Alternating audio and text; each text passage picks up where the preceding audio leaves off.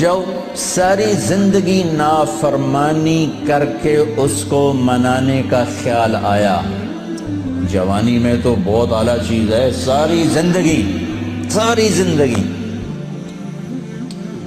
وہ کیا کرتا ہے؟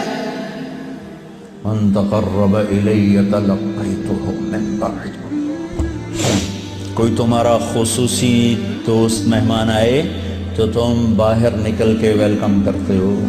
ہم لوگ ملنے آئے تو اپنے کمرے میں ہی، لیکن کوئی خصوصی پتہ چلے تو بھاگتے ہو، جلدی سے جا کر دروازے پر کھڑے ہو تو گاڑی کا دروازہ کھول دو، پھر ساتھ لے کر آتے ہو۔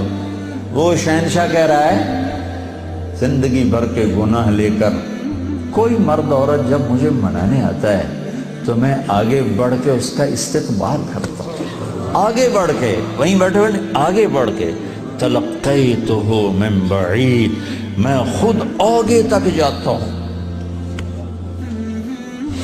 اسے ساتھ لے کے۔ آگے کب سے تیرا انتظار تھا، اللہ کو کیا ضرورت کسی کی؟ ایک مرد عورت توبہ کر لے تو ساتوں آسمان پہ لائٹیں لگ جاتی، ساتوں آسمان میں لائٹیں۔ وہ کہتے ہیں یہ کیا چکر ہے؟ تو اللہ کی طرف سے اعلان ہوتا ہے ایک اللہ کے بندی نے توبہ کی ہے، اس کی خوشی میں یہ سب روشنیاں۔ اب شادیوں میں نہیں لائٹیں لگاتے، تو میرا اللہ اتنا خوش ہوتا ہے کہ ساتوں آسمان پہ روشنیاں۔ من تقرب الی تلقیتہ من بعید، جو مجھے راضی کرنے کے لیے، توبہ کرنے کے لیے آتا ہے، میں آگے بڑھ کے اس کا استقبال کرتا ہوں۔ ومن اعرض عنی، اور جو نہیں آتا اس کے ساتھ کیا کرتا ہوں؟ نادیتہ عن قریب، اس کے پاس میں خود چلا جاتا ہوں، آجا مجھے منا لے، آجا مجھے منا لے۔ اولک ربنا غیر، کوئی میرے جیسا اور رب ہے؟ کوئی میرے جیسا اور رب ہے؟ یہ ساری باتوں کے بعد اب اس آیت پہ غور کرو، جو میرا اللہ گلہ کر رہا ہے، ما قدر اللہ حق قدرہ، میرے بندو تم نے میری قدر نہیں کی۔ بھائی بہنوں، اپنے اللہ سے صلح کرو۔ یا ایہا الانسان ما غرک بربک الکریم الذی خلقک فسواک فعدلک فی ای صورت ما شاء رکبک۔ انسان، کیا ان الفاظ میں کیا پیار ہے، کیا شہد ٹپکتا ہوا ہے۔ چھتے سے شہد ٹپکتا ہے، اللہ کی قسم، یا ایہا الانسان، صرف اس ایک بول میں ساری دنیا کا شہد بھروں، اس سے بھی اس میں مٹھاس زیادہ ہے۔ اور پھر یہاں یا ابن آدم یا ایہا الانسان، خطاب ایمان والوں سے نہیں ہے، تقوی والوں سے نہیں ہے، اے انسان، انسان، انسان۔ اور لگا رہا تو یہ تو بتا کہ تو مجھے چھوڑ کے کہاں جا رہا، تجھے میرے بارے میں کس نے دھوکہ دے دیا؟ اولاد ماں باپ سے بدگمان ہو جائے تو ماں باپ پہ کیا گزرتا؟ میں نے ایک منظر دیکھا ہے، میں موت تک نہیں بھول سکتا۔ ایک بیٹا باپ سے کہہ رہا تھا تو آج تک میرے واسطے کی بنایا ہے؟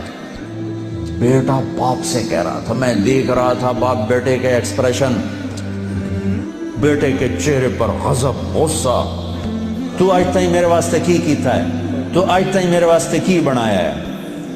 ہوئے ہوئے ہوئے ہوئے ہوئے، میں اب رو رہا ہوں، 40 سال پرانی بات، کہ جو اس باپ کے چہرے پر جو ایک غم تھا، ایک رنج تھا، کہ میرے ہتھاں دا بال اج مینوں آدا تو میرے واسطے کی بنایا ہے؟ جو اس باپ کے چہرے پر ایک کرب تھا، وہ صرف اتنا کہہ رہا تھا، اچھا میرا پتر، کوئی بات نہیں کر رہا تھا، میں اتنی کہہ رہا تھا، اچھا میرا پتر، اچھا میرا پتر۔ پتر ہماری زبان میں بیٹے کو کہتے، اچھا میرے بیٹے، اچھا میرے بیٹے۔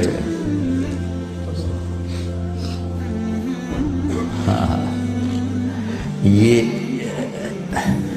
یا ایھا الانسان میں اللہ یہ کہہ رہا ہے میرا بندہ میرے بارے میں دھوکہ کھا گیا، میرے بارے میں بدگمان ہو گیا، کیا ہو گیا؟ آ تو صحیح، پھر میری رحمت تو دیکھ، آ تو صحیح۔ حضرت عمر رضی اللہ عنہ کے زمانے میں ایک شخص گویہ تھا، وہ ایک تارا ہوتا تھا، وہ بجا بجا کے نا اپنی روٹی کماتا تھا، بوڑھا ہو گیا، آواز ختم ہو گئی، فاقے آ گیا، تو گانا بجانا کوئی اچھا کام تو ہے نہیں، تو گیا جنت البقیع میں، تو کہنے لگا یا اللہ جب آواز تھی تو لوگ سنتے تھے، روٹی بھی چلتی تھی، آواز گئی تو روٹی بھی گئی، اب اس بڑھاپے میں کہاں جاؤں؟ اللہ کو میرے رزق کا انتظام فرما، مجھے معاف فرما۔ عمر رضی اللہ عنہ مسجد میں سوئے ہوئے تھے، ان کو خواب میں آواز آئی، میرا ایک بندہ جنت البقیع میں مجھے پکار رہا ہے۔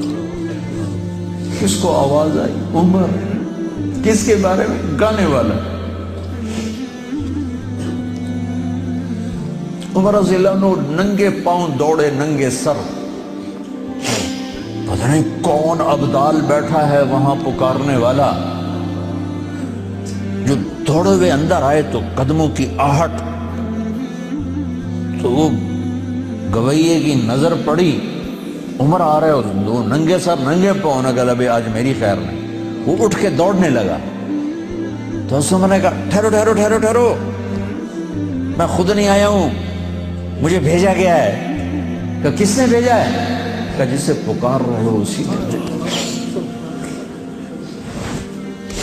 وہ بوڑھا بیٹھ گیا، کہنے لگا واہ میرے رب، ساری زندگی تیری نافرمانی کی، آج تجھے پکارا تو اپنے پیٹ کی خاطر پکارا، اور تو نے اتنا بڑا میرا اعزاز، اتنی بڑی مجھے عزت دی، اے اللہ مجھے معاف کر۔ اس کی چیخ نکلی اور مر گئی۔